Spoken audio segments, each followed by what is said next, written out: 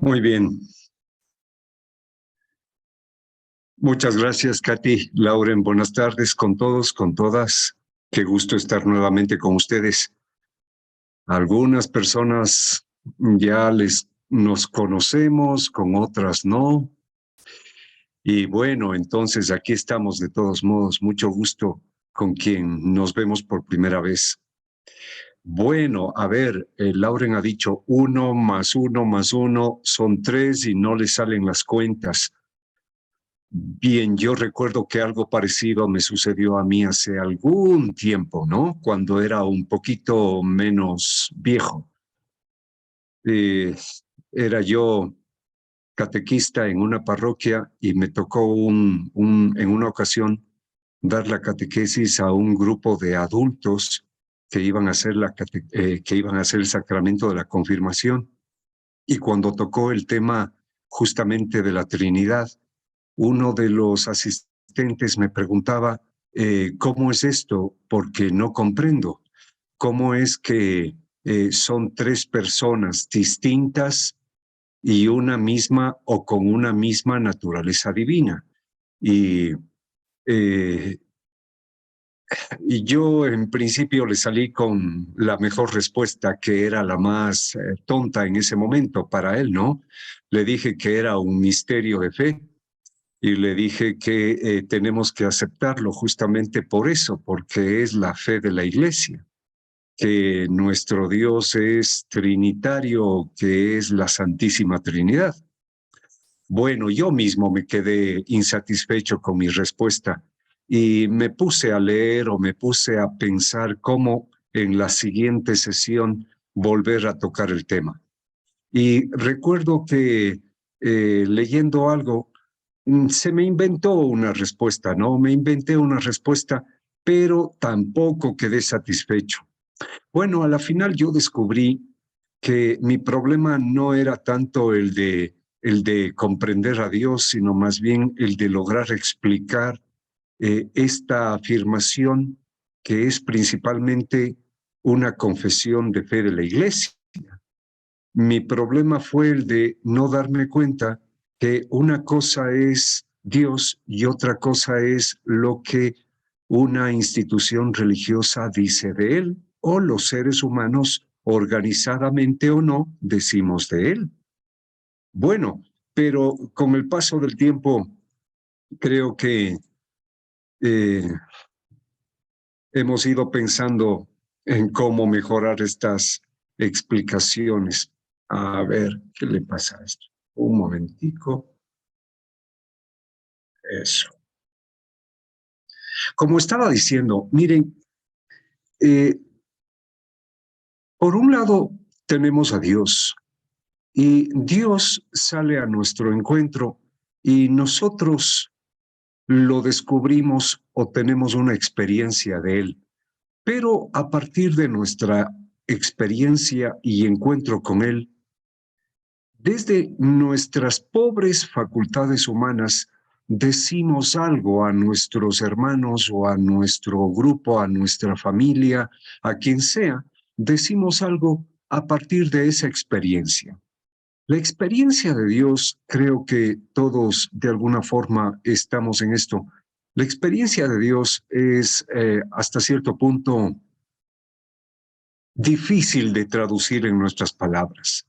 A veces buscamos símbolos, a veces buscamos expresiones literarias, a veces buscamos rompiéndonos las cabezas las mejores palabras para expresar nuestra experiencia.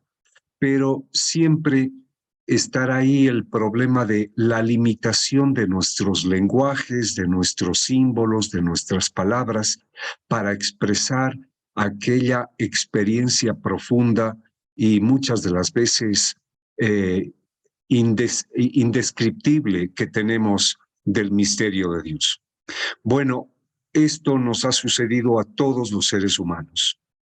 Podríamos decir que en el inicio de las religiones antiguas y modernas, este siempre ha sido el problema. Por un lado está la experiencia de Dios y por otro lado está lo que los seres humanos decimos de Él. No hay que olvidar que lo que los seres humanos decimos de Dios siempre es en medio de nuestra historia, en medio de nuestros contextos, en medio de nuestra cultura. Los seres humanos que hablamos de Dios no somos angelitos, somos seres humanos con lenguaje, con género, con ideología, con postura política, con historia, con esperanzas. Todo eso es lo que podríamos llamar el contexto desde donde hablamos de Dios. No olvidemos también que los creyentes no somos creyentes aislados, siempre somos creyentes en comunidades o somos creyentes en religión o en iglesia. Y también la religión, la iglesia como institución, tiene una experiencia, una doctrina, y desde esa doctrina también repetimos o a veces reflexionamos o a veces criticamos lo que la iglesia dice. Bien, pero resumiendo esta diapositiva que ustedes están viendo, una cosa es Dios, y perdón que le diga así, y otra es lo que decimos de Él. En la raíz de toda doctrina religiosa, antigua y moderna, en el centro, en la raíz, está el encuentro con Dios. Y nos lo encontramos de formas misteriosas en medio de la naturaleza o en medio de la historia, en acontecimientos sociales, políticos, a veces en medio de la miseria, la violencia, en medio de la injusticia. Pero esta experiencia de Dios nos afecta profundamente, nos afecta nuestra manera de pensar, nuestra manera de decidirnos, de querer, afecta nuestra manera de estar en el mundo, afecta nuestra manera de relacionarnos con los otros. Y después de nuestra experiencia de Dios, pues lo que va surgiendo es justamente esta nueva manera de ser persona. Y a veces lo primero que surge es la liturgia, el canto, la alabanza, la oración, el símbolo, a veces simplemente el silencio. Surgen los ritos o surgen los cultos con los que intentamos expresar este sentimiento, alimentar, transmitir este sentimiento, esta transformación que vamos viviendo fruto de nuestra experiencia de Dios. Pero cuando los seres humanos intentamos pasar de la liturgia y el culto, de la alabanza y el canto, a la expresión escrita, cuando tratamos de traducir nuestra experiencia y nuestro gozo o nuestra incertidumbre o nuestras esperanzas a textos, ahí es cuando surgen las doctrinas, surgen los credos, surgen los relatos, surgen los mitos, las parábolas, los cuentos, los refranes, y finalmente en algún momento surge también la reflexión más seria, la reflexión que a veces se hace con vocabulario complejo, propio de una época o propio de una escuela de pensamiento. Pero no olvidemos que también los textos, las doctrinas, los credos, la teología, la Biblia misma, ella también va surgiendo de la mano de los seres humanos creyentes, de los seres humanos que hemos experimentado a Dios, va surgiendo en contextos, en circunstancias, escogemos las mejores palabras para el momento que estamos viviendo, escogemos los mejores símbolos de nuestro inglés, castellano, de nuestro francés, portugués, y yo me imagino que en la antigüedad, por ejemplo, cuando San Pablo, el judío que se convierte al cristianismo, intenta expresar su experiencia de Dios a comunidades griegas, buscó en el lenguaje de estos nuevos cristianos las mejores palabras, las mejores reflexiones para darles a entender en su nueva cultura, en su nuevo contexto, el proyecto de Dios. Bueno, pues nuestra confesión de fe trinitaria tiene un recorrido parecido o semejante. En el principio de todo está el encuentro con Jesucristo. Los primeros discípulos se encontraron con él, con este Jesús que existió. Le vieron llegar, en algún momento dudaron de él, en algún momento se sintieron interrogados por este hombre que tenía palabras nuevas, que tenía un estilo de ser persona distinto. Comenzaron a seguirlo y a lo largo de lo que llamamos la vida pública de Jesús, observaron cómo se refería a Dios, cómo se relacionaba con él, cómo hablaba a la gente, cómo se comportaba ante los grandes problemas de su sociedad y cómo se refería a los grandes actores sociales, políticos de Israel en su tiempo.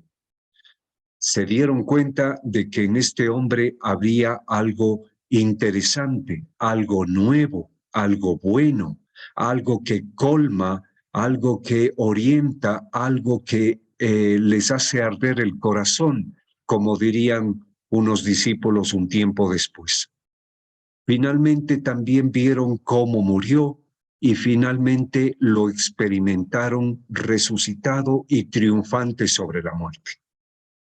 Es entonces la experiencia de los testigos oculares de Jesús lo que luego va a generar lo que comprendemos como la iglesia, o también podríamos decir ya el cristianismo, como comunidad, como una comunidad que intenta ser un signo y un símbolo de ese nuevo Israel que Jesús decía y le llamaba el reino, de ese nuevo pueblo de Dios, una iglesia, una comunidad que se entendió también en su momento como misionera del reino. Y esta comunidad, en principio, se dedicó simplemente a vivir en comunidad.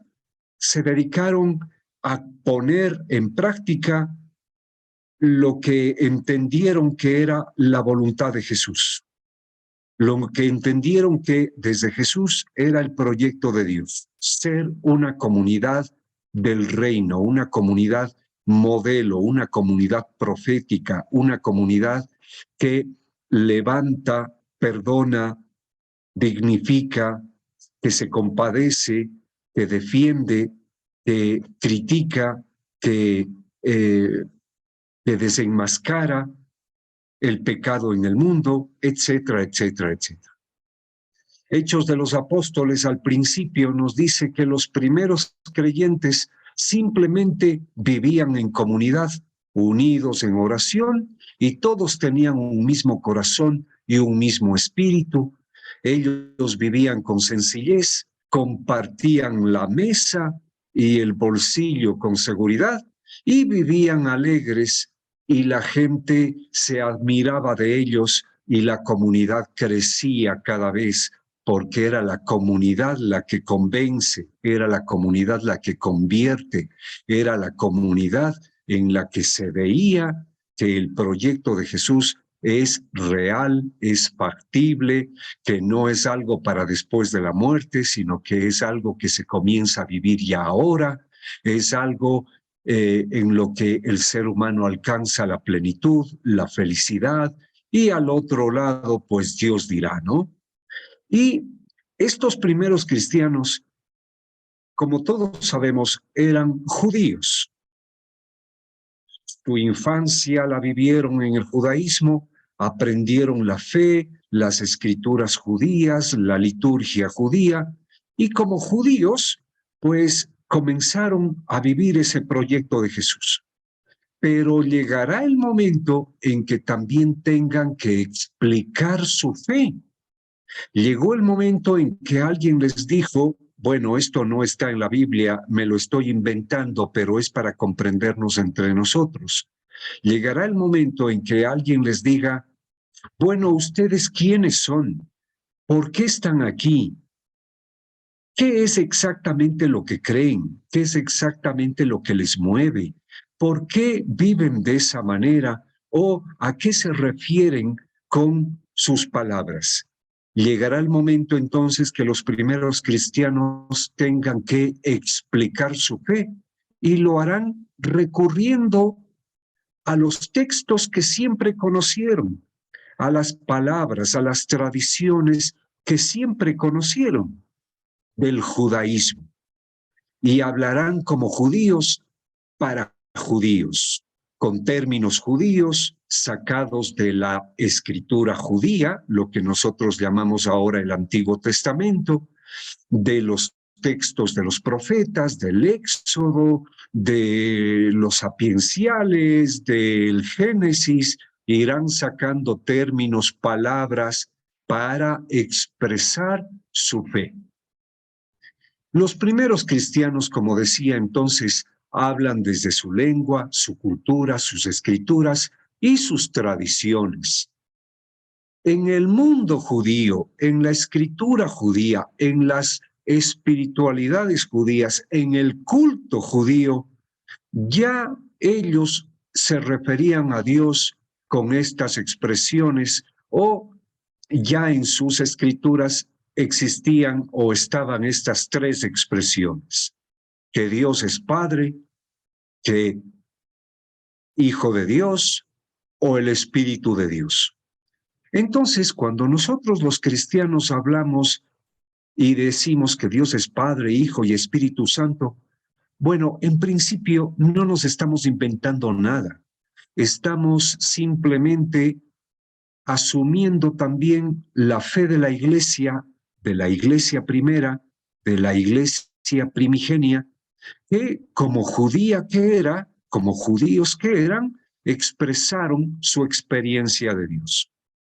Entonces, los elementos fundamentales de lo que expresamos con nuestra fe trinitaria tienen un fuerte fundamento bíblico. La escritura bíblica, la Biblia, la palabra de Dios, ya contiene estas tres expresiones. Y en la escritura judía, ciertamente encontramos en muchos textos la afirmación de que Dios es Padre. Pero siempre en la escritura se dirá que Dios es Padre del Mesías. Yo me imagino que sabemos qué significa la palabra hebrea Mesías o Mesijá. La estoy pronunciando Mesías ya en nuestra lengua castellana. Pero la palabra Mesías la podemos traducir actualmente por ungido, consagrado, enviado, dotado de poder, alguien que tiene virtudes, gracias de parte de Dios y que ha sido enviado con autoridad para cumplir una misión. La palabra Padre para hablar de Dios nunca está sola, siempre viene acompañada de la idea del Mesías como su hijo. Y la primera vez que en el Antiguo Testamento o en la historia de Israel comienza a usarse la expresión Padre para referirse a Dios es cuando Israel comenzó a organizarse como un estado monárquico, como un estado con reyes. Hubo un tiempo en que Israel, el pueblo de Dios, fue una confederación de tribus, pero en algún momento, hacia el año 1000, siglo X antes de Cristo, se país gobernado por un rey. Y es ahí cuando comienza a decirse que el rey es hijo de Dios o que el rey es el ungido, consagrado, que el rey ha sido enviado por Dios para cumplir una misión, la de unir al pueblo, la de congregar al pueblo, la de formar un pueblo de Dios. Obviamente, en esta primera tradición religiosa judía, Cuando se dice que el rey es hijo de Dios o cuando se dice que Dios es padre del rey ungido, Mesías, no se está diciendo en sentido sexual, en sentido biológico. No hay o no debemos creer que la idea de Dios Padre en el mundo judío, en la escritura judía, es igual a esas imágenes de los mitos griegos en las que un dios embaraza a una mujer y de pronto nace un superhéroe o un semidios, un Hércules o qué sé yo, ahora no interesa mucho el detalle. Los mitos griegos que ya existían en esta época nos presentaban a los dioses como padres, pero padres en sentido biológico sexual, casi copiando lo que sucede entre los seres humanos, que un varón macho masculino, perdón que lo diga así, tiene relaciones sexuales con una mujer hembra femenina, la embaraza y nace un hijo. En esa idea, en esa imagen sexual, no debemos entender la expresión Dios Padre en el Antiguo Testamento.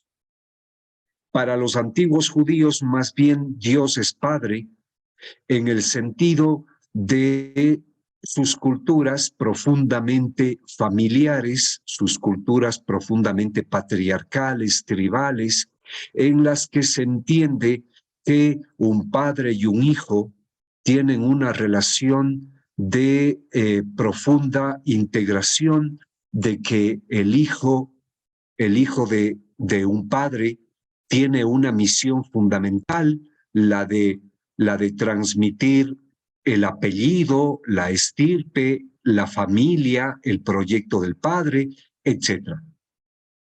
Es lo que ustedes ven ahí. Se dice que Dios es padre del rey en el sentido de la cultura tribal semita antigua.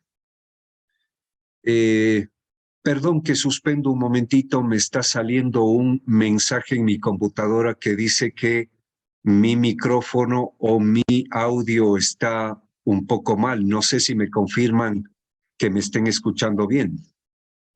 Está perfecto, Jaimito. Listo, entonces continúo. Perfecto. Gracias.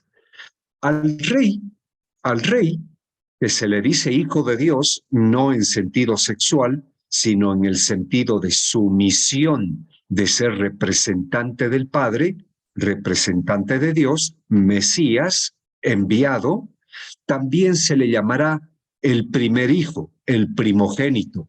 No significa que Dios en sentido sexual tenga varios hijos y el rey sea el primero. No, primogénito significa que es el que representa a los siguientes, que es el mayor, el que tiene la autoridad de representar al pueblo. También se le dice primicia, en el sentido de que es lo mejor de nosotros, que ha escogido Dios. También se le dice hijo del hombre, que significa que es uno de nosotros, que nos representa, que sale por nosotros, que lucha por nosotros. Se dice hijo del hombre en el sentido de que es la crema y la nata de la humanidad, como una forma de decir que es lo mejorcito de nosotros que Dios ha tomado para, por medio de él, hablarnos. Y así también se dirá que la palabra del rey es palabra de Dios. También se llegará a decir que cumpliendo la palabra del rey, que es palabra de Dios, entramos en relación con Dios, cumplimos la alianza, nos hacemos sus hijos por medio del rey, su hijo, etc. Entonces, fíjense que ya hay una tradición teológica, la que la que he descrito solamente en lo que nos interesa para el tema de hoy, que ya conoce estos términos Dios Padre e Hijo de Dios. Y esta tradición no quería decir que el rey, el Mesías, fuera divino, como los semidioses griegos o como creían los antiguos egipcios. No querían hablar de Dios, de dos dioses, Dios Padre y Dios Hijo, el rey semidios o semidivino. Eso ni hablar. El judaísmo y el cristianismo son estrictamente monoteístas. Aquí recuerdo a Lauren que decía cómo es que 1 más 1 más 1 dan 3 y sin embargo me dicen que es 1. Entonces, aquí comienza quizá una respuesta, Padre Lauren, para tu crisis de fe. Entonces, Dios es absolutamente uno, pero este Dios uno llega a su pueblo a través de el Mesías. Y el Mesías es llamado Hijo de Dios. No son dos dioses, sino uno solo. Dios envía al Mesías para que por medio de él, Israel aprenda a ser su pueblo, pueblo de Dios. El Mesías entonces es la manera como Dios actúa. El Mesías es la palabra, la mano, la boca, el ojo, el oído de Dios. Claro, estoy diciendo todo esto metafóricamente. Dios no tiene cuerpo físico como yo lo tengo. Por lo tanto, no tiene ojos, ni oídos, ni boca, ni corazón, ni manos, ni pies, como los tengo yo, como los tienen ustedes. Son metáforas para decir que Dios se muestra, se revela, se hace presente, actúa, se manifiesta por medio del Mesías. Pero, hay un pero, a lo largo de la historia de Israel, y el Antiguo Testamento nos lo dice de muchas formas, esta tradición teológica propició mucha corrupción.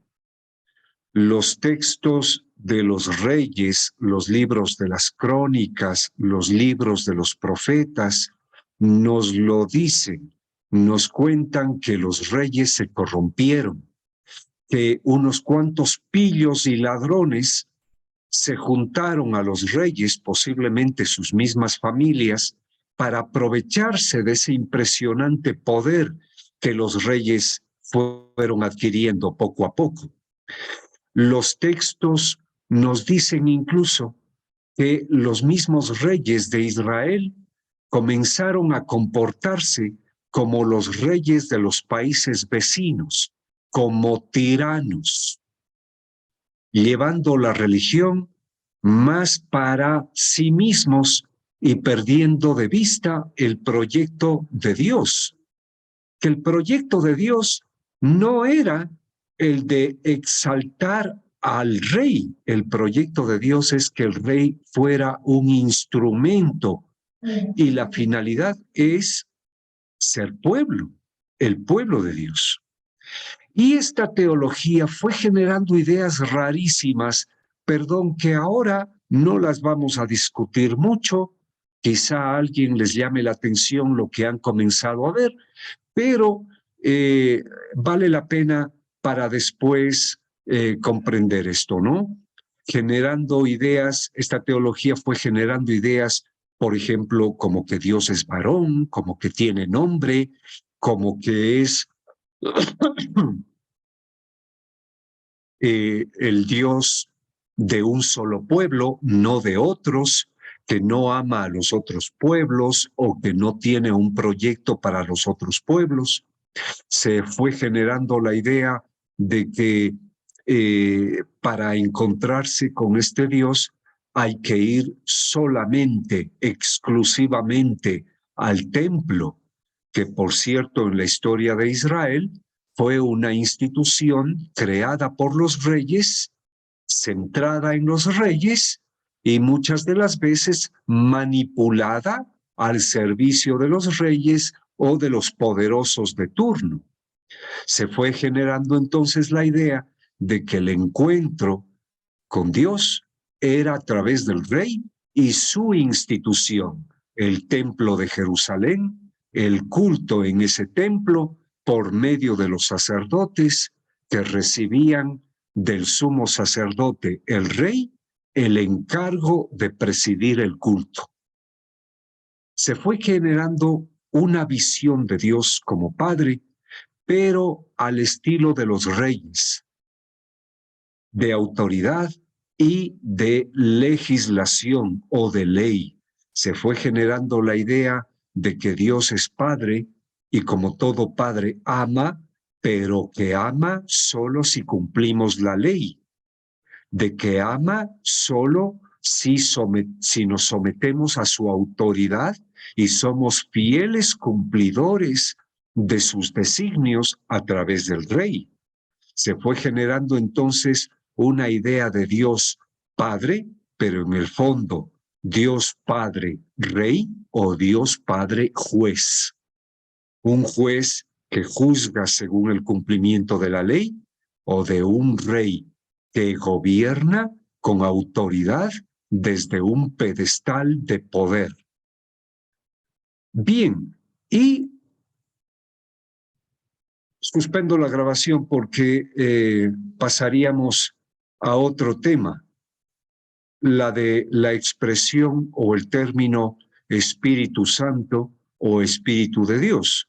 Pero antes de pasar a ese nuevo tema en el Antiguo Testamento, yo quisiera ir verificando que todo va bien, que no hay problemas, no he dicho palabras raras, no creo que haya alborotado el avispero. ¿Todo va bien? Si hay alguna pregunta, pueden hacerla por medio del chat de esta sesión, porque Katy creo que no nos va a permitir activar nuestros micrófonos. ¿Todo bien? Pueden poner ahí en el chat y los que deseen alzar la manito, si Jaime ahí nos da unos minutitos, no hay ningún inconveniente. Y para los amigos del Facebook, pues ustedes pueden anotar ahí las preguntas y yo les doy voz.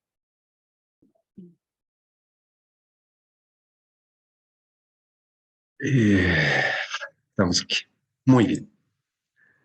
Vuelvo a compartir la presentación o la pantalla y tenemos que saber que en el Antiguo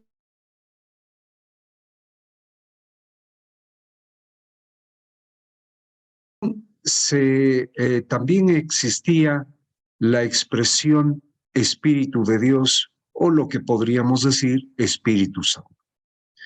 Pero esta expresión para hablar del mismo Dios a la que la otra tradición le llamaba Padre, vinculándole al Hijo Mesías Rey, esta tradición es distinta. Esta tradición teológica que algunos llaman eloísta, profética, no comprende a Dios como lo hacían los reyes, la monarquía, desde el templo, desde la autoridad, desde el trono, desde el palacio, desde un proyecto político de Israel Estado.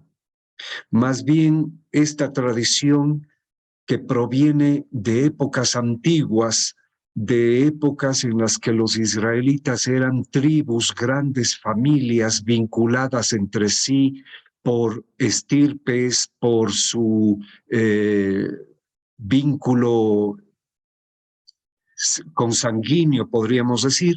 Desde esas épocas ya hablaban de Dios de otra forma. Y en este mundo de tribus, en este mundo de grupos humanos, nómadas y seminómadas, en el campo, en la montaña, en medio de la naturaleza, concebían a Dios de otra forma. Le comenzaron a entender como un Dios que actúa misteriosamente. Los profetas, por ejemplo, que van a recuperar esta forma de experimentar y hablar de Dios, de las tribus, nos dirán que Dios no puede ser reducido a una nacionalidad, a una imagen de género, a una ciudad, a un templo, a la voluntad de un rey. Dios no puede ni siquiera ser nombrado así como mi papá me llamó a mí Jaime o como a usted su padre y su madre le llamó como ahora se llama. No hay cómo darle nombre a Dios. ¿Aceptarán la palabra Yahvé como una expresión de soberanía y señorío? Yahvé como para decir el que es, el que realmente es, la esencia misma, el ser del universo, pero no como nombre propio, no como un nombre igual que Jaime, Pepe, Luis, John o Tomás o como sea, sino más bien como una expresión de soberanía, una expresión de lo total o lo todopoderoso. Y esta tradición teológica, religiosa y literaria va a usar muchos nombres para hablar de Dios, y ninguno de ellos con la pretensión de que sea el nombre o un nombre propio. Entonces, en la Biblia, en nuestras Biblias, en las lenguas en las que leamos los textos, en castellano, en inglés o en francés o en ruso, quizá encontraremos la palabra o las palabras Señor, el Todopoderoso o finalmente Yahvé. A lo mejor en alguna Biblia encontraremos la palabra Jehová, en fin. Pero las palabras originales antiguas eran estas otras que ustedes están comenzando a ver en su pantalla, que fueron apareciendo en labios de los profetas, en labios de la gente sencilla del campo, en labios de las personas que experimentaban a Dios en medio del cosmos, de la naturaleza. Y yo quiero recalcar de todas estas que han aparecido en la pantalla, yo quiero recalcar la palabra ruaj, que está al principio. No sé si ustedes ven que estoy moviendo el cursor en el cajoncito donde está la palabra ruaj, que se traduce al castellano por lo menos como viento o aliento. Pero era una expresión, no era un nombre. Era para decir que Dios sostiene la vida, que Dios es el aliento de la vida. Se refería entonces a esta forma de actuar de Dios como aire, como aliento, como soplo misterioso que va y viene sin que lo podamos atrapar, como este Dios que se nos escurre entre las manos, así como el viento, que de pronto nos sorprende y nos despeina o nos tumba, o que de pronto nos refresca o que de pronto nos quema. Este viento que a veces trae humedad y que a veces trae sequía, que en algunos lugares produce tormentas y en otras partes produce las más crueles sequías. Este ruaj misterioso que no lo podemos controlar. No olviden la palabra ruaj, luego la retomamos. Y una palabra que también aparece en los profetas, pero principalmente en los evangelios, es Abba, que nosotros ahora, guiados por los evangelios, traducimos por Padre. Pero en su origen, en su lengua original, Abba es fuente de vida. Se refiere a la vida con la que Dios nos sostiene. Se refiere a Dios generando vida. Se refiere a Dios protegiendo vida. Se refiere a Dios salvándonos de aquello que amenaza la vida. Que con el tiempo la palabra Abba vaya usándose como sustantivo para decir padre y que con el tiempo incluso genere o apoye la idea de que Dios es padre como yo soy padre, macho que embarazo a una mujer y de pronto ella se vuelve madre. Sí, es verdad. El término Abba se irá convirtiendo también en un sustantivo con género. Iremos creyendo incluso que Dios es macho porque le decimos Abba, pero sepamos que originalmente Abba quería decir o quería ser una manera de decir que Dios protege la vida, la cuida, que Dios sale a cuento salvándonos de lo que amenaza la vida. Esta teología que llama a Dios Ruach, viento, aliento, se refería entonces a que Dios actúa en la vida cotidiana y que lo hace libremente y que no lo podemos controlar. Se refería a que los sucesos, las realidades económicas, políticas, sociales, en la familia, en la vida pública, en las actividades, desde las más chiquitas hasta las más graves, en esas realidades Dios actúa o que en esas realidades podemos descubrirle actuando. Así se le decía Ruach, que es la palabra que hemos traducido al latín por espíritu y que ha pasado a nuestras lenguas modernas casi igual, espíritu, o en otras lenguas igual, ¿no? Spirit en inglés, por ejemplo. Que Dios es espíritu, es decir, que Dios actúa de forma libre, de forma incontrolable, de forma misteriosa, que Dios es como aliento, como viento, que sostiene la vida, que la cuida, pero también se referían a que Dios actúa, sopla en la mente, en el corazón, que Dios me sopla, que Dios llega a mí y que me guía, me llama, me convoca, me recrimina, que Dios me inspira, que Dios me envía. Todo esto encerrado en la palabra Ruach. Ruach, entonces, espíritu para nosotros, es el mismo Dios, no es un tercer Dios o un segundo Dios, es Dios mismo.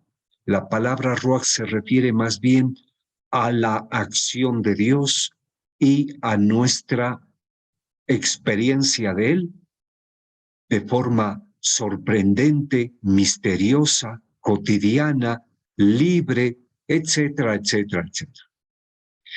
Y para esta teología, como vemos, Dios Espíritu Santo o Dios Ruach se refiere en contra de los reyes, de los políticos, de los poderosos que manipularon la religión.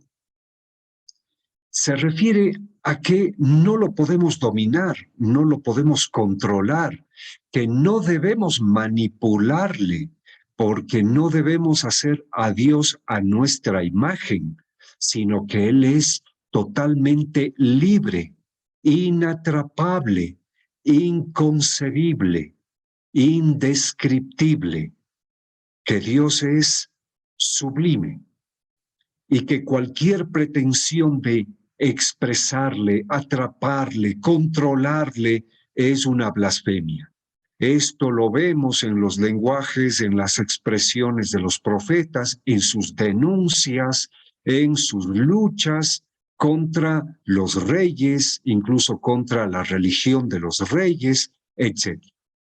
Los profetas decían que Dios, Espíritu Santo, o que el Espíritu de Dios, que es lo mismo, actúa en la historia empujando a Israel a un estilo de ser pueblo que expresaban con la palabra casa, familia.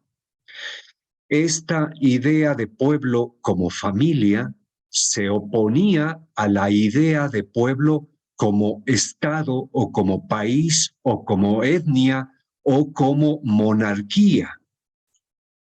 Se oponía entonces a esta otra teología típica de los reyes, no solo de Israel, sino también de los reyes de otros pueblos, que decían que el proyecto de Dios es la de organizar un país con gobierno, con territorio, con cultura, con autoridad, con normas, con leyes, con ejército. Se oponían los profetas diciendo no.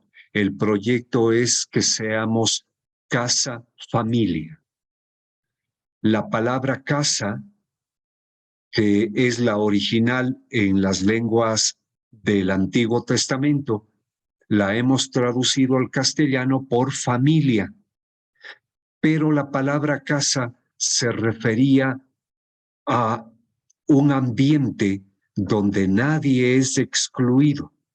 Un ambiente donde todos son protegidos, donde todos tenemos derechos y deberes, un ambiente donde nuestras relaciones son de justicia, y esa justicia se entendía como el ser hijos de Dios o santos de Dios. Los profetas irán expresando este proyecto de Dios entonces como con las imágenes, por ejemplo, del cosmos, la creación, el jardín del Edén, un lugar donde los bichos, los pájaros, los animales, los peces, las mariposas y nosotros tenemos nuestro sitio, un lugar de armonía, de inocencia, de pureza. Por supuesto, es una imagen teológica o es una imagen bíblica para hablar del proyecto que este Dios, el Dios, según los profetas, tiene para Israel. Así decían que encontramos o percibimos o podemos encontrar y percibir a Dios en el cosmos, en la creación. El sol, la luna, las estrellas, los animales, la montaña, el río, el clima,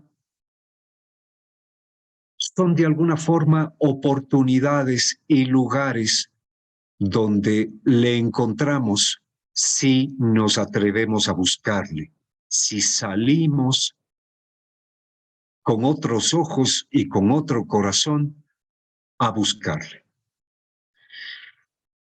Obviamente, algo que ya dije, la palabra preferida es, o la imagen preferida es Abba antes que rey, o antes que Dios, rey, autoridad o ley. Incluso los profetas van a tomar de la vida cotidiana, de la vida familiar, imágenes literarias para hablar de Dios como esposo, padre, novio. Algún libro incluso llegará a utilizar imágenes como de matrimonio o relación conyugal, etc. En definitiva, cuando se encuentra o nos encontramos con la afirmación de que Dios es Espíritu Santo, no se está hablando de dos dioses, sino del mismo y único, del mismo al que otros llamaban Padre, pero ahora se le llama Espíritu Santo. No son dos dioses, sino el mismo. Y estas expresiones del Antiguo Testamento son unas invitaciones en su tiempo y para nosotros hoy a descubrirle en los signos de su acción en medio de nuestra realidad. En los evangelios, Jesús nos dirá que hay que saber leer los signos de los tiempos. Nos dirá que el Padre actúa y que el Padre sigue actuando. en la realidad y que hay que saber descubrir sus acciones y su presencia. Esta invitación de Jesús es la misma que los profetas nos hacían. Hay que descubrir los signos de la acción del único Dios que actúa como le da la grandísima y regalada gana. Que nosotros no podemos ni somos quién para decirle qué hacer y qué no hacer, dónde, cómo y a quién dirigirse, sino que Él es libre como un ruaj, misterio. Que en medio de la historia Él llega a nosotros, nos habla, nos mueve, nos llama, nos ilumina, nos envía, etcétera, etcétera, etcétera. Pero aquí también quisiera hacer un recreo de 30 segundos, porque dentro de los textos de los profetas hay uno especial al que le voy a dar un poquito de atención. Pero antes de ir a ese profeta, ¿todo bien? ¿Problemas, angustias, crisis, preguntas, palabras nuevas? Si hay algo que en este momento le esté interrogando, pues bueno, escriba al chat y a la final podríamos responder estas preguntas, ¿no? Tenemos dos, una de Verónica y otra de Narcisa, Jaimito, en el chat. Verónica nos dice, Ruach, ¿es género femenino? No sé si es pregunta o está ella dando. Es una afirmación. Ruach tiene género femenino, pero no se quiere decir que Dios tenga género. Lo importante de la palabra Ruach no es el género femenino, sino el que sea viento. Viento como metáfora de libertad y de misterio. Pero de todos modos, si queremos detenernos un poco en el tema de género, yo lo que diría es que las corrientes eloístas proféticas, al decir que Dios es la Ruach, están tomando una postura de confrontación, de resistencia, de contradicción contra aquella postura que dice que Dios es macho. Hoy en día yo quiero invitarles a no detenernos o a no quedarnos en el detalle del género de Dios. Desde el Antiguo Testamento o en realidad para la palabra de Dios, esto es lo de menos. Lo más importante es su proyecto y nuestra relación con él o con ella. En todo caso, sí hay textos de profetas que utilizan metáforas femeninas para hablar de Dios. Le compararán a una madre que, a diferencia de las madres humanas, no abandona a sus hijos. Le compararán a la gallina madre que cuida a sus polluelos. O le compararán a la águila hembra madre que hace que sus polluelos suban sobre su lomo para enseñarles a volar o para enseñarles a vivir. Hay expresiones, sí, hay expresiones y concretamente en los profetas femeninas para hablar de Dios. Pero los profetas no querían decir que Dios es hembra, querían decir otra cosa. Querían decir que Dios es misterio, libre y que actúa de forma libre, etc. Y la otra nos dice Narcisa, no ha cambiado nada. En la antigüedad el rey era el que ponía el yugo al pueblo. Hoy no hay diferencia. Y se llama presidente. Bueno, ¿cómo creía usted que se debería de cambiar esta estructura social? Caramba, ahí esa pregunta nos invita a cambiar de tema. Creo que podría ser para otro encuentro. Disculpe, Narcisa, en otro momentito a lo mejor hablamos de cómo podríamos cambiar esta estructura social. ¿Cómo se llama la teología en la que el rey era visto como hijo de Dios? es la teología yavista, monárquica o davídica. ¿De acuerdo? Los técnicos o los biblistas o los investigadores, muchos le llaman la teología yavista. Sin embargo, es un término que se presta a confusión, por eso hay muchos biblistas o investigadores que a la palabra yavista le añaden yavista monárquica o yavista davídica. Se refiere a la teología que surgió en el contexto de la monarquía o cuando inició la monarquía con David, con el rey David. Bueno, entonces, Verónica, sin querer polemizar, solo para afirmar el carácter no exclusivamente masculino de Dios. Así es, Verónica. El carácter de Dios en cuanto a género no puede quedarse en nuestros esquemas humanos, masculino-femenino. No puede quedarse en eso, ¿no? Creo que tenemos que ir aprendiendo a superar esas visiones muy antropomórficas, muy que quieren expresar a Dios desde nuestras categorías humanas.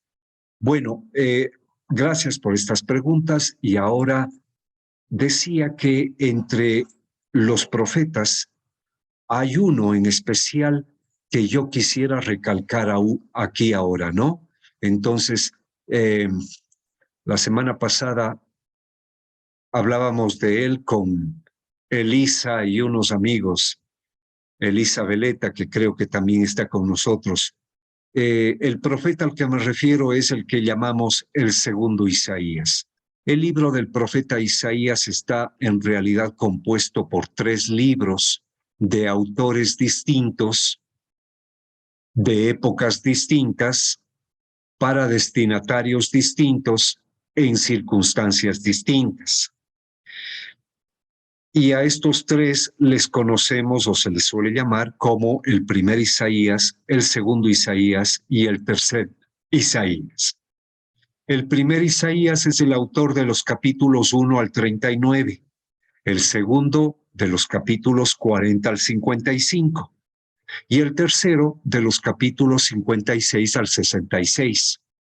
Pero en el segundo Isaías domina el texto o el bloque 40-55, domina la figura de un personaje que le solemos llamar el siervo sufriente de Yahvé.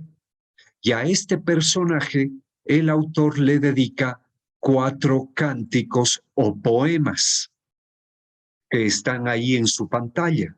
En muchas Biblias, por lo menos en las que yo suelo manejar, vienen ya en comentarios a pie de página o incluso en el mismo texto, vienen títulos o subtítulos que nos indican cuáles son los poemas. Hay otras Biblias, en cambio, donde eso no está, pero sepamos que estos son los 4 cánticos del siervo al que el profeta se refiere. En este texto, que es de una circunstancia histórica, de un momento crítico para Israel, fue escrito en la época del exilio en Babilonia. En este texto, el profeta Isaías no habla ya de un Dios Padre en el sentido de autoridad y ley, juez implacable y vengativo, sino todo lo contrario. Este texto rompe con la tradición justamente de la que hemos acabado de hablar y nos lo presenta de otra manera. Es un texto que rompe la visión de una divinidad enojada, vengativa, violenta, legalista, machista, racista, y habla de él como un padre de consuelo con el que sufre. Justamente los capítulos 40-55 son llamados también el libro de la consolación de Elías, por esta razón, porque nos presenta una imagen nueva. Y en los cánticos del siervo, o a lo largo de este bloque, Isaías 40-55, se nos cambia la imagen del Mesías. El profeta cambia la visión de Mesías.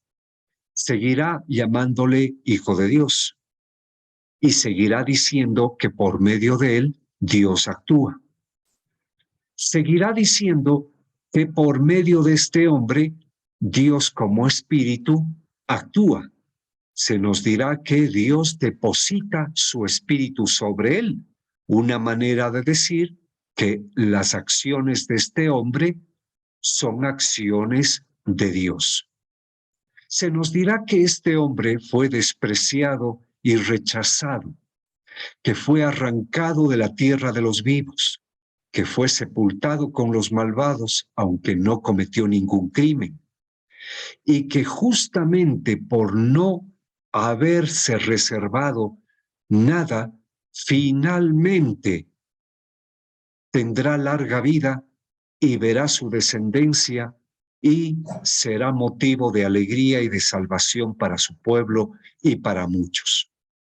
Bueno, yo estoy en la pantalla que acabo de compartirles, estoy citando algunas ideas que aparecen principalmente en uno de los 4 textos o poemas que mencionábamos antes, pero también se nos dirá en otros poemas que este siervo Mesías es una persona que aprenderá a oír como un discípulo, es una persona que se permanecerá atento a la voluntad del Padre o de Dios, es una persona enviada a anunciar la justicia y el derecho, es una persona que hará, que no vociferará en las calles, que no levantará la voz, sino que en silencio implantará la justicia y que traerá luz a los ciegos,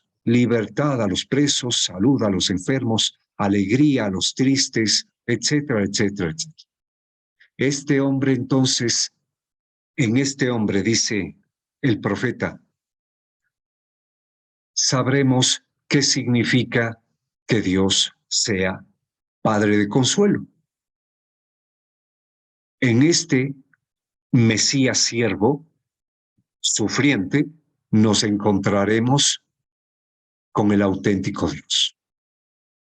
En este hombre sabremos qué significa ser hijo de Dios o pueblo de Dios, comunidad fraterna de hermanos, hijos e hijas, comunidad familia, comunidad armonía, comunidad justicia, comunidad no de exclusión, no de venganza, no de castigo, sino más bien comunidad, podríamos decir jardín del Edén, comunidad como la creación, comunidad como tribu, familia, etc. En este hombre veremos entonces a Dios Espíritu actuando.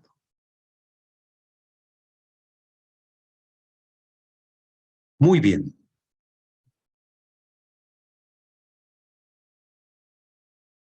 Híjole, ya son las 6 de la tarde. ¿Hasta aquí todo bien? Espero que todo bien. ¿Cómo? Todo bien. Hay una Hola. preguntita de Delia. ¿Cómo ir superando eso? ¿Cómo ir superando esa concepción de Dios como juez rey? Vaya, qué buena pregunta. Tiene una respuesta sencilla que al mismo tiempo es terriblemente difícil. Pues vamos a verla enseguida, ¿no? No se preocupe, Delia. Regresamos acá. No, no era este. Me fui al principio, perdón. Está aquí. Volvamos a algo que vimos en las primeras diapositivas. Los primeros discípulos vivieron con Jesús, le acompañaron, vieron cómo hablaba, cómo vivía, comprendieron de él muchas cosas, se entusiasmaron, otros se decepcionaron, algunos le abandonaron y otros le siguieron. Finalmente vieron cómo entrega su vida por fidelidad al proyecto que él mismo asumió, por el cual habló, caminó, luchó y finalmente le experimentaron resucitado.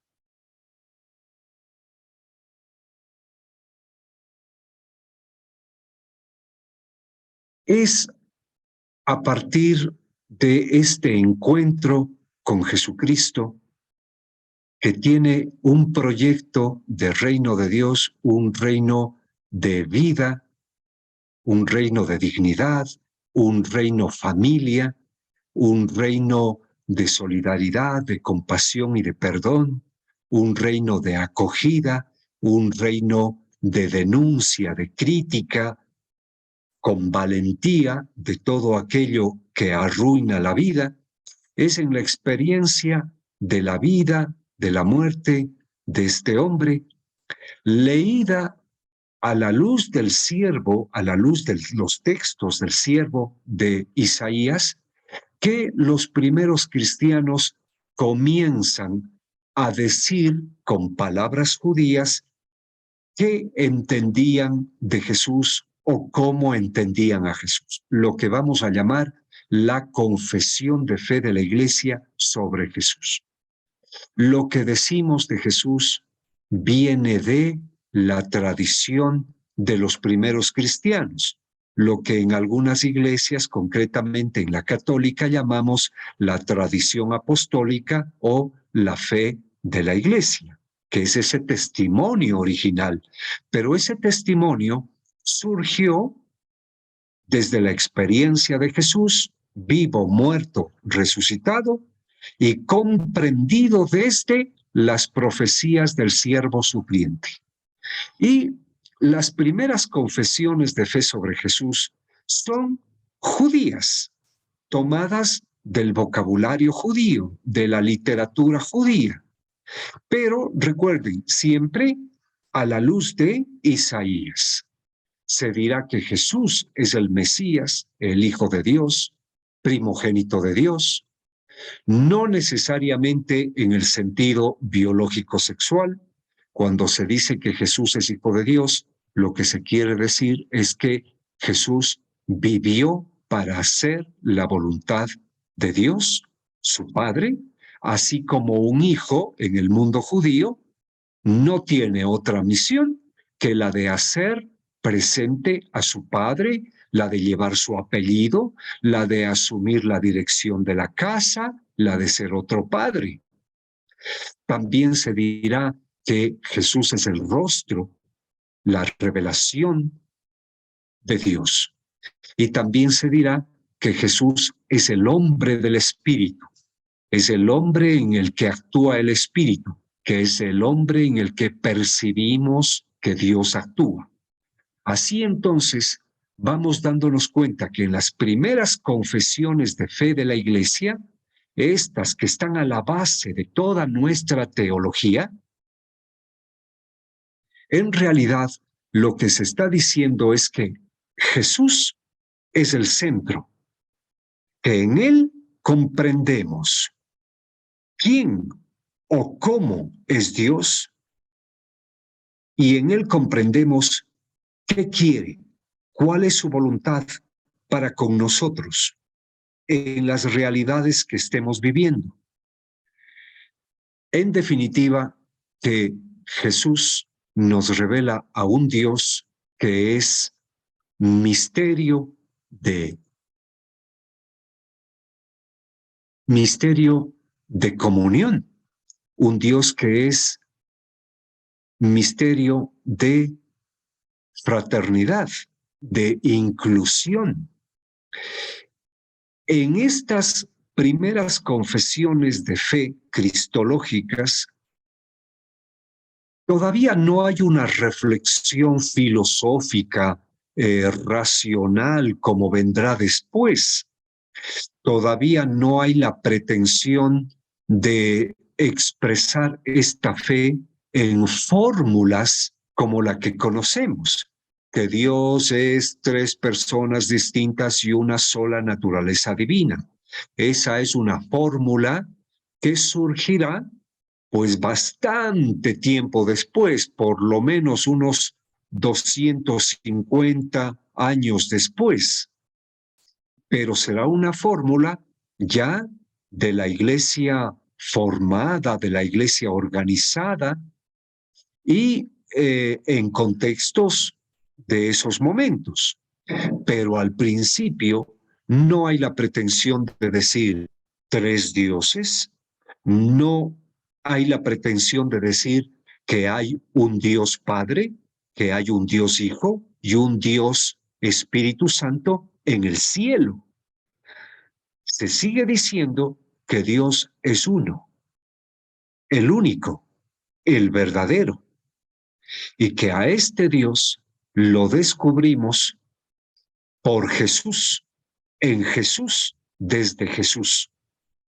En Jesús descubrimos el misterio de Dios, de amor y de misericordia, y que tiene un proyecto para el género humano, no solo para unos poquitos, sino el proyecto para la humanidad entera de ser sus hijos.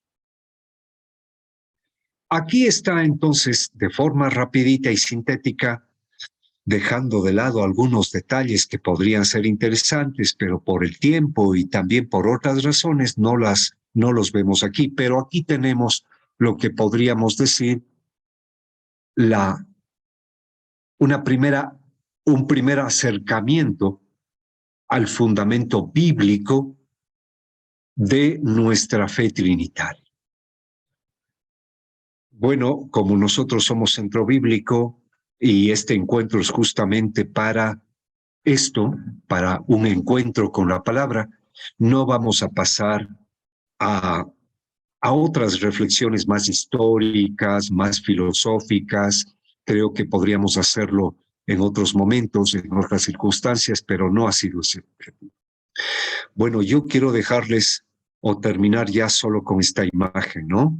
La tomé de una fotografía de una película, pero me parece que este recorte es el que en realidad expresa mejor lo que los primeros cristianos descubrimos en Jesús sobre el misterio de Dios. Y lo queremos expresar con la afirmación de que Dios es trino y uno, la Santísima Trinidad. Que Dios es acogida, que Dios es comunión, que Dios es inclusión, que Dios es consuelo, que Dios es dignidad, perdón, justicia, sin quedarnos en los detalles de que sea padre, madre, varón, mujer, 1, 3, 4, etcétera, etcétera, etcétera. Bueno, entonces, padre Lauren, 1,